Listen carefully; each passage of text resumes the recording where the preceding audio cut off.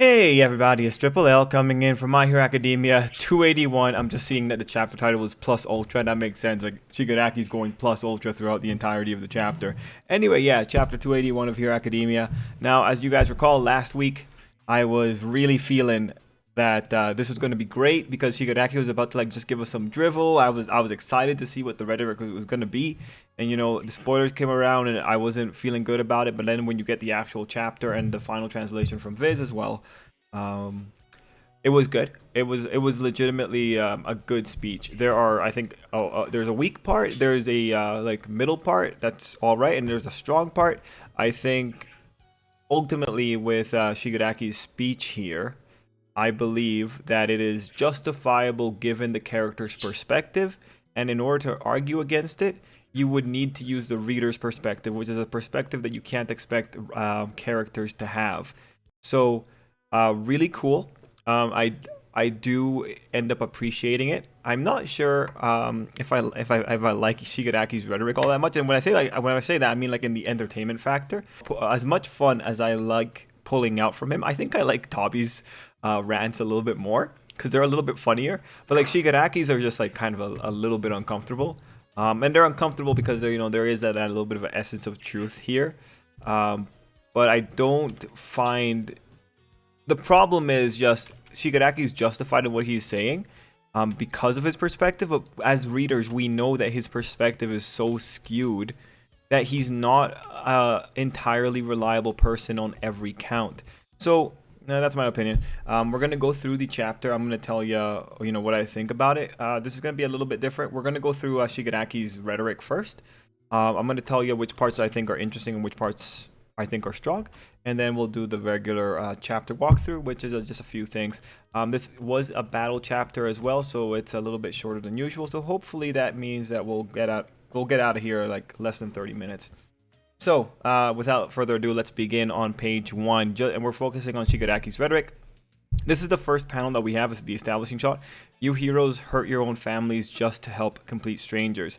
Okay, so this was actually really interesting because this is the premising thing that Shigaraki starts with, and it's also something that is in a way disproven, or in a way context was added. The author did something really unique with how he went about this, and when you over explain it, but it really felt like a natural follow through.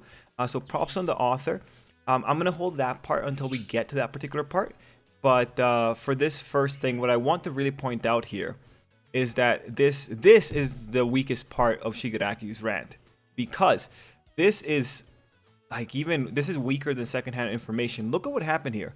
Look at the image that Shigaraki is using. It's the image of his father about to hurt him, and he's parroting what his father said. You heroes hurt your own families just to help complete strangers. Here's the thing: the father was also a victim. The father also had he was also, in a way, still a child trying to get over the trauma of losing his mother. He was still trying to deal with that. He was still parsing that. So you have an imperfect person referencing another imperfect person whose perspective Shigaraki doesn't fully understand. So when you have that kind of parroting, well, that's not very worthwhile. So this was the first thing. And again, Shigaraki referencing his father about to strike him. That's the next big thing that just tells you that this is coming from a place of hurt. When you look at this statement, it really feels like Shigaraki is saying is, because of the way the heroes are, I ended up getting hurt.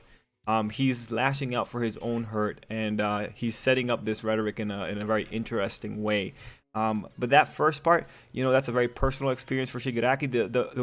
The weakness here comes in the fact that the context isn't fully known by neither Shigaraki nor the father who had initially said this to Shigaraki. But when it comes to for fuel, it works totally fine. Then we go into page 2, and here's another bit of what Shigaraki's saying. He's saying, you heroes pretend to be society's guardians. For generations, you pretend not to see those you couldn't protect and swept their pain under the rug. It's tainted everything you've built. Okay, so first half, you heroes pretend to be society's guardians. All right. What does it mean when he says pretends to be society's guardians? What does that really mean? Because when I think about it, Night Eye going into a Yakuza hideout, a hideout of former villains who were being underwatched by the police, who ultimately breeded a person who wanted to return to the top of the criminal underworld. Night Eye and the rest of the heroes going in there to save one sweet little girl does not sound like heroes pretending to be society's guardians. Kota's parents dying at the hands of Muscular, most likely to protect the world and make the world a safer place for their kid to live in, does not sound like pretending to be society's guardians. Native, the man that Stain tracked down and almost tried to kill, him rushing in and getting involved in fights against Nomus does not sound like pretending to be society's guardians. Ida's brother, who wanted to save people as fast as he could so that he could go save someone else, does not sound like he's pretending to be society's guardians. No.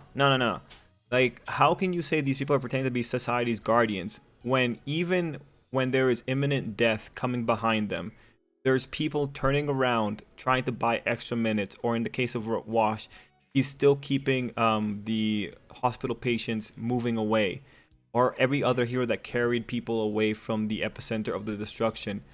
To say that there is still pretending to be society's guardian in like an overall, like in just a blanket statement.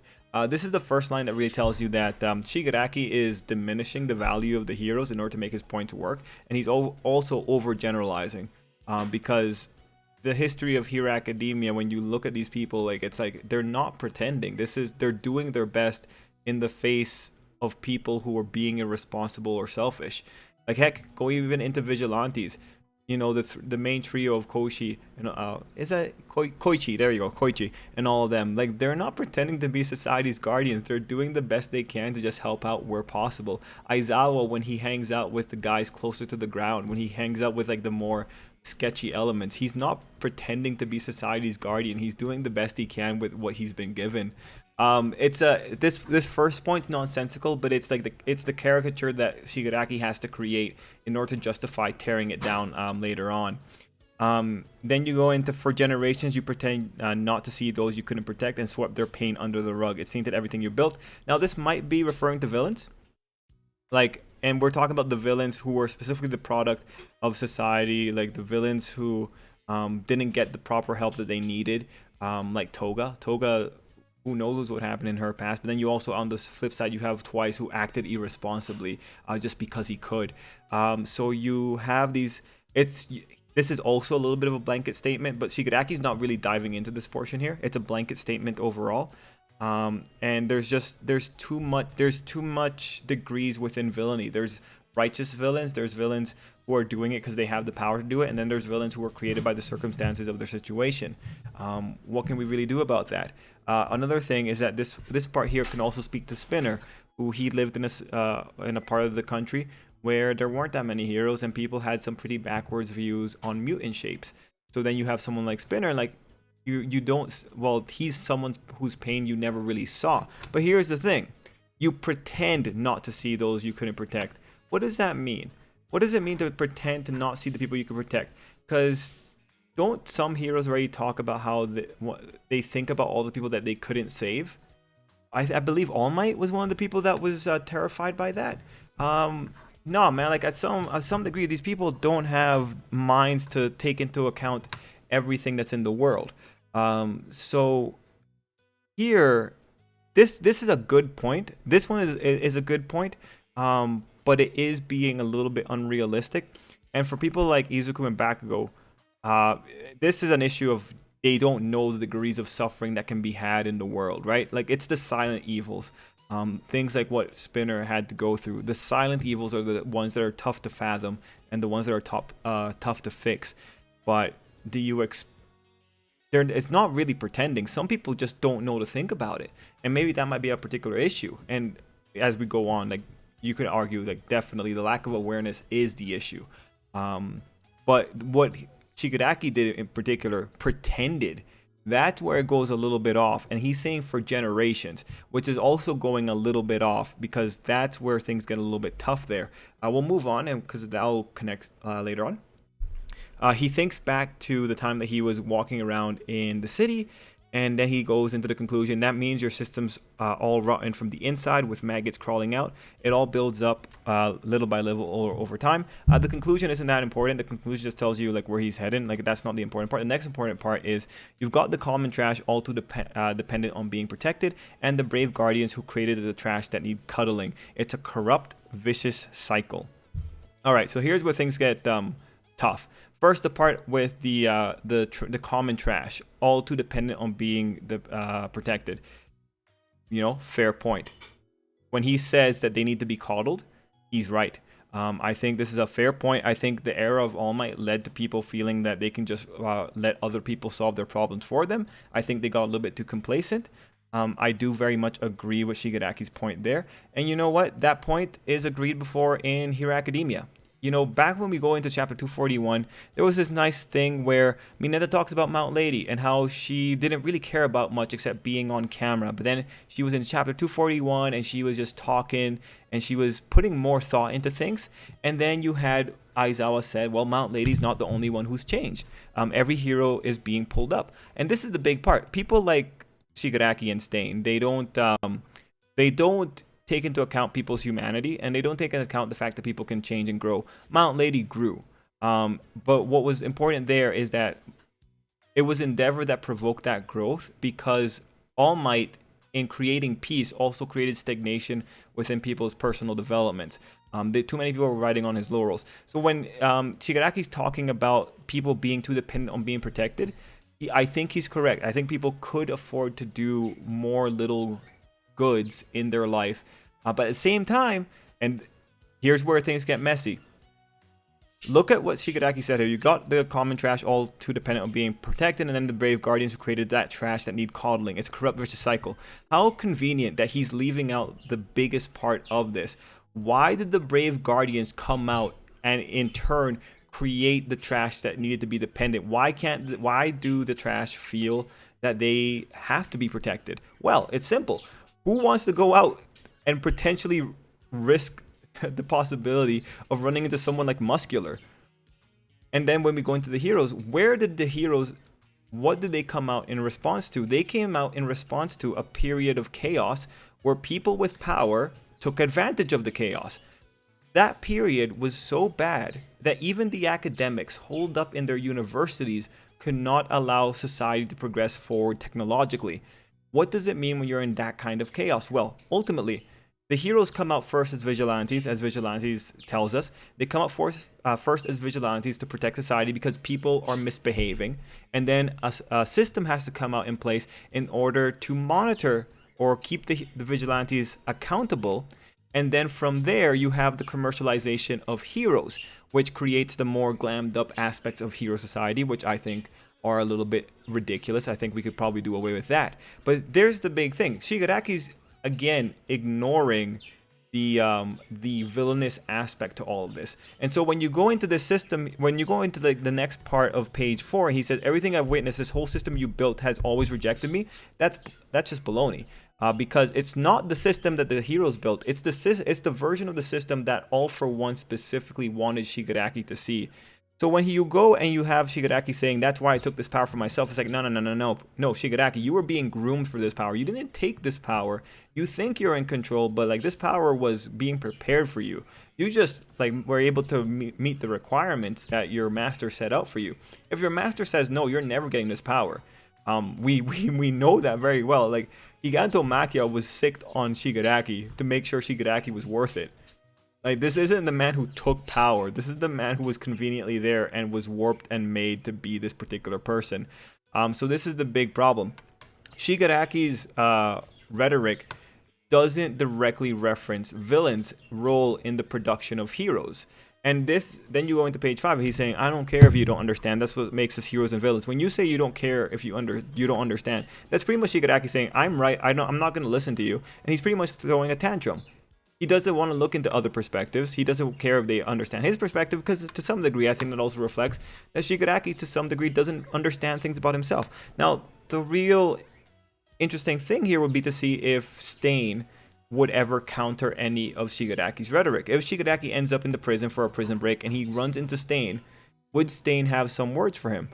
Or it'd be really cool if he did, because then that's where we would see the differentiation between Stain and Shigaraki. Because right now, like, Shigaraki is just, well, he's moving forward like a wild animal, and like again, he has good points, but not the strongest. So to premise this next part, you know what's really interesting is that the one who addresses the role of villains in the choices that heroes make, it's not Shigaraki, it's Gran Torino.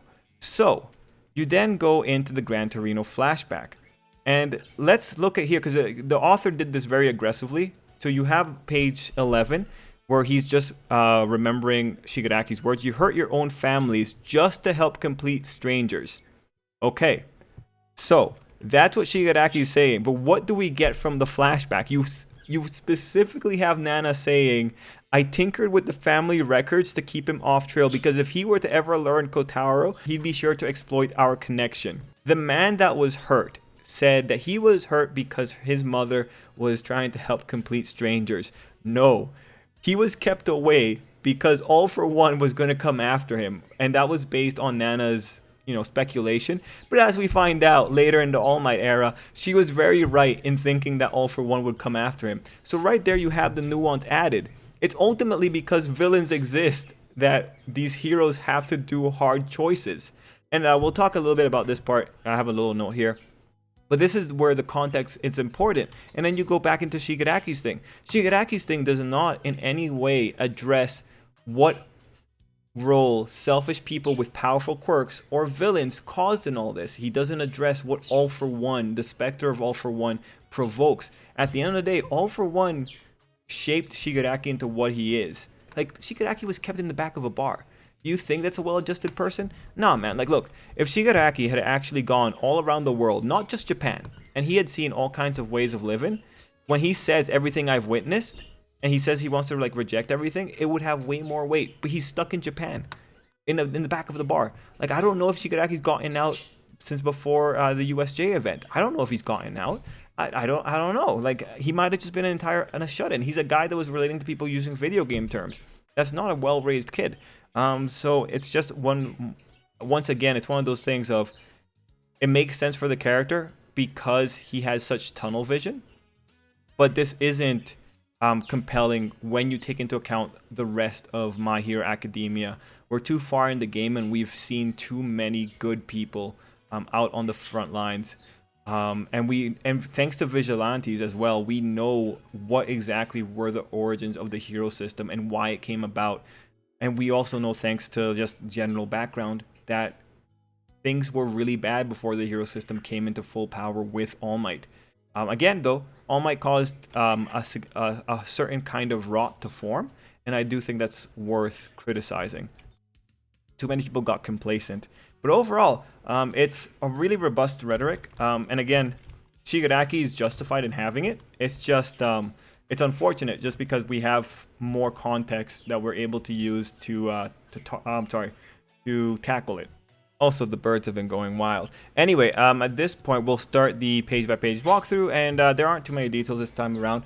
But so we're gonna. Page 1 was pretty basic. You see that Shigaraki's having more of the breaking happening. Cool. And this page also set up that Gran Torino was gonna be doing stuff. Like when you see Gran Torino there at the bottom, I do feel because the author was about to use him. The next relevant page is page 3. So here you have a redraw of the old lady from Shigaraki's perspective. Interestingly, Shigaraki isn't showing the old lady being freaked out at seeing him, which we did see from that particular chapter. It was nice to be reminded of this particular scene.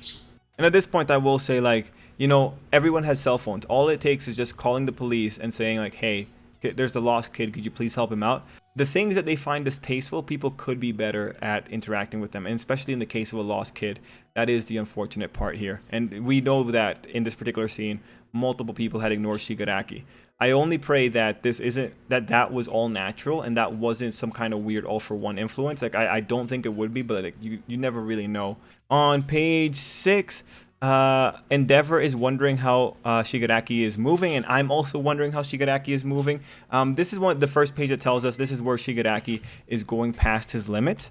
But thankfully, we don't have to just stay in that inference for long, as in page 8, Gran Torino tells us that Shigaraki is going past his limit, so he's pretty much entered into Plus Ultra, and therefore you understand why the chapter was titled Plus Ultra. Anyway, on page 8, we see the brutal Gran Torino takedown.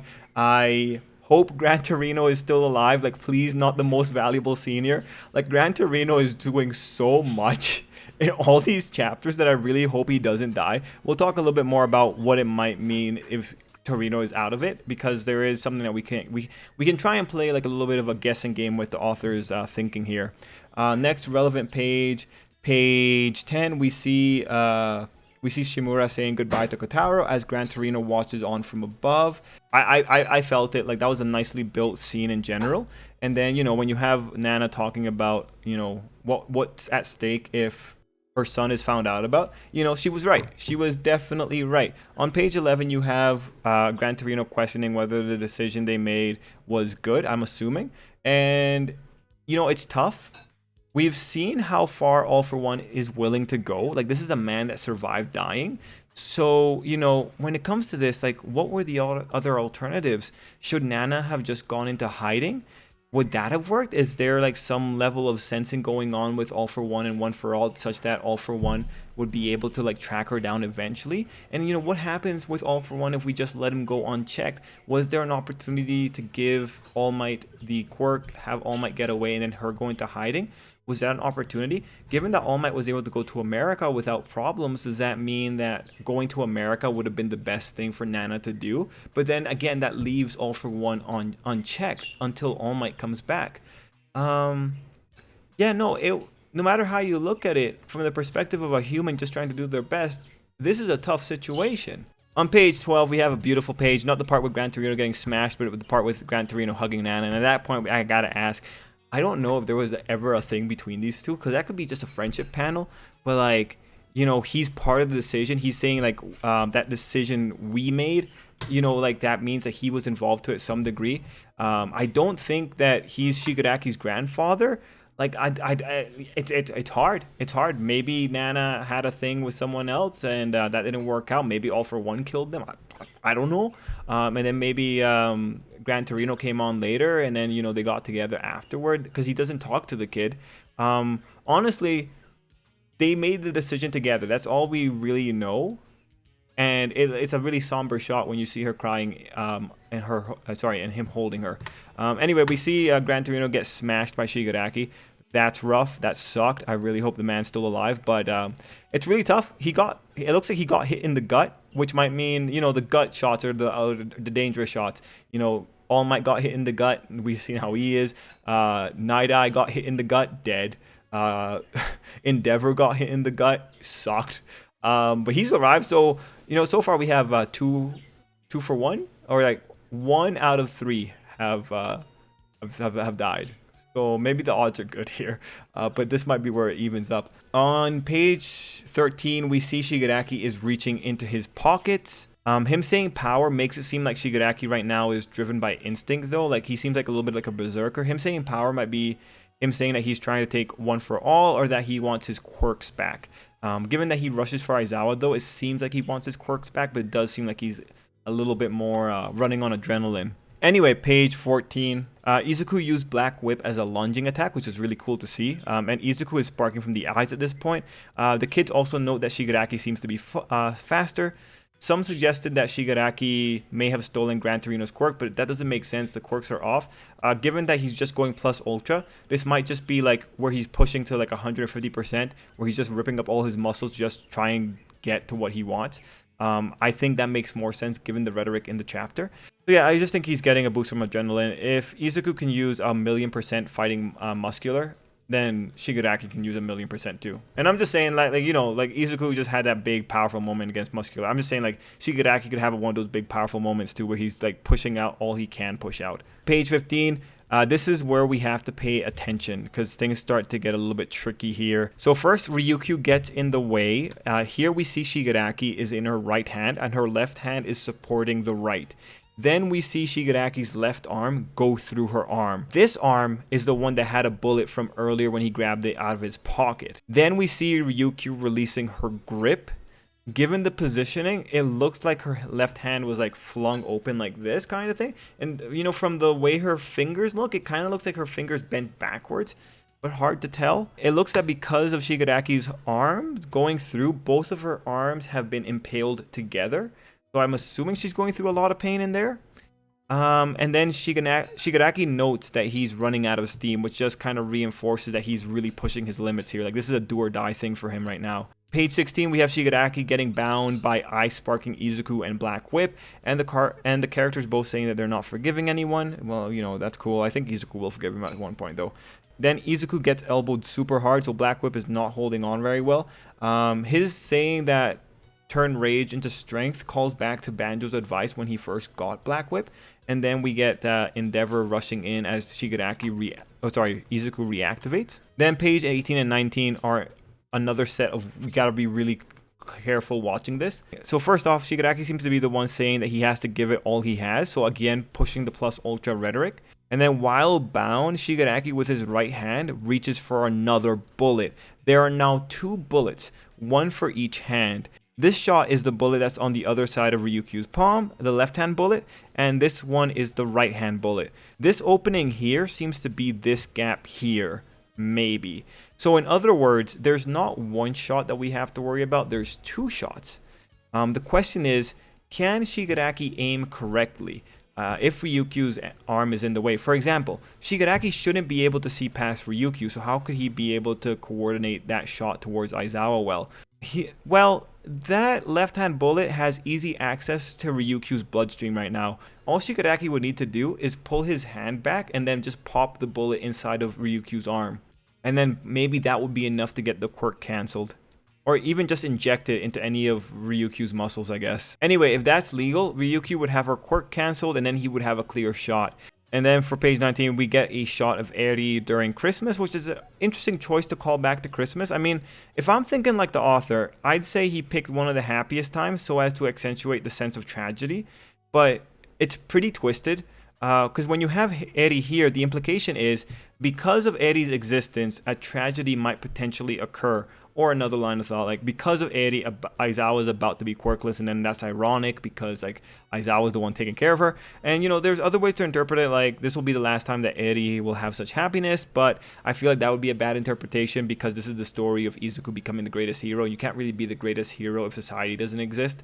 So, yeah. Honestly, though, this is me talking from my heart here. Attaching Eri to this shot is pretty horrid to see. It's a shot that's there specifically to enhance the sense of tragedy, and it's rough.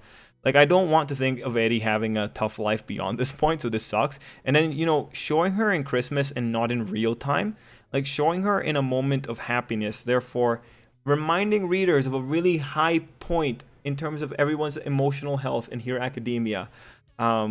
Putting it there on a cliffhanger, like, it's a choice specifically to like rile up emotion, to entice emotion. And I'm really hoping that this is a fake out and that the author is going to take it in another direction. You know, when I was talking on the live stream, I was saying, you know, cliffhangers in Shonen Jump series, some of them are just there to get people hyped up. Some of them aren't worthwhile. And then we were talking about Hero Academia, and like Hero Academia does not have that much of a history of misleading cliffhangers that I can recall. Like, My Hero Academia is misleading whenever someone is narrating and hyping up an event. That's when Hero Academia is misleading.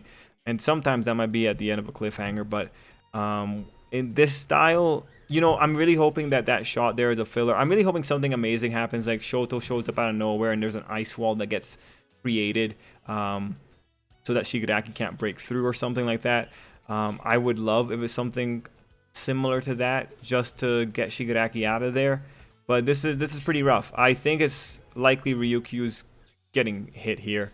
You know, even if Shigaraki gets his quirks back, that 75%, he's only 75% done. That 25% is still going to have to manifest. It's just a matter of how much damage can he do before he eventually retreats. But yeah, overall for chapter 281, I think this was a really solid chapter. Like, the rhetoric was interesting. Shigaraki just, this is one of those chapters where you definitely, like, for Shigaraki's rhetoric to work better, you definitely need someone who we know has experienced a good chunk of the world when you have someone like Shigaraki who has such a limited worldview due to the efforts of All For One, such that All For One pretty much has him being what he wanted him to be, you know, you can't take him seriously. Any statement he has about broad society doesn't carry enough nuance.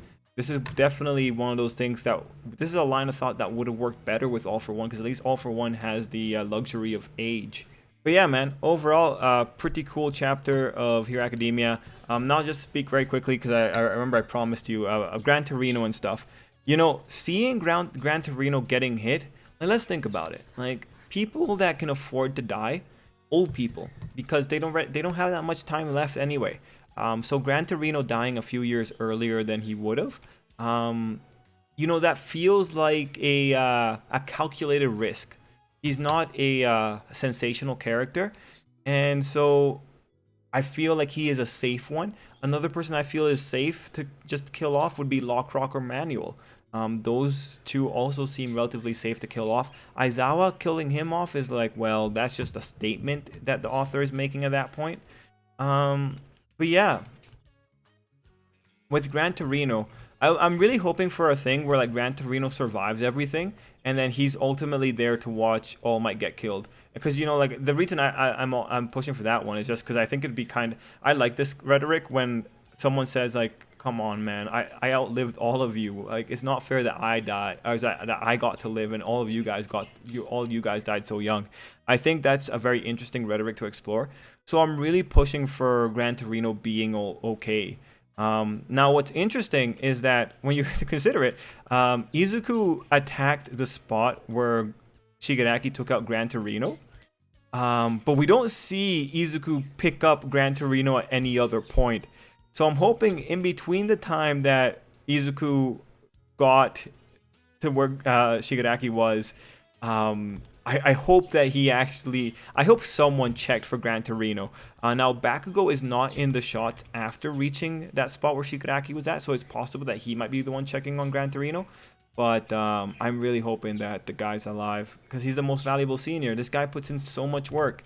But if he dies, you know, I don't think it'd be the worst. If he does end up dying, that does tell me that the author's probably going to keep big developed characters.